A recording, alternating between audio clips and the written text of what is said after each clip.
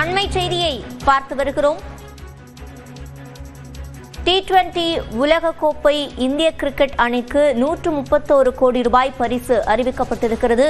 கூடுதல் விவரங்களை செய்தியாளர் சடையாண்டியிடம் கேட்கலாம். சடையாண்டி, முழுமையான விவரங்கள். சிவரஞ்சனி, T20 உலகக்கோப்பை கிரிக்கெட் போட்டியில் நியூசிலாந்தை வீழ்த்தி இந்திய அணி 3வது முறையாக உலகக்கோப்பையை கைப்பற்றியது. இந்த உலகக்கோப்பையை கைப்பற்றியதற்காக இந்திய வீரர்களுக்கு இந்திய கிரிக்கெட் கட்டுப்பாட்டு வாரியம் பரிசு தொகையானது அறிவித்திருக்கிறது. 131 கோடி ரூபாய் பரிசு தொகை அறிவித்திருக்கிறது.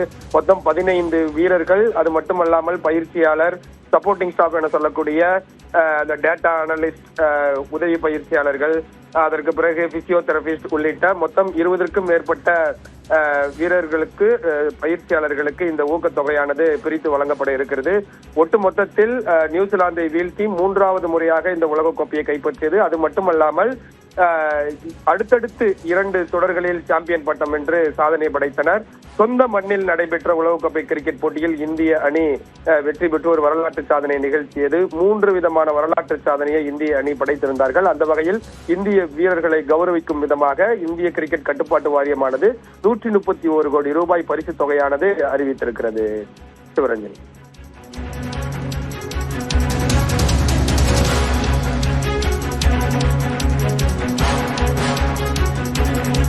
T20 உலகக்கோப்பையை வென்ற இந்திய அணிக்கு 131 கோடி ரூபாய் பரிசு அறிவிக்கப்பட்டிருக்கிறது. இது தொடர்பான விவரங்களை வழங்கியமைக்கு நன்றி சடையாண்டி.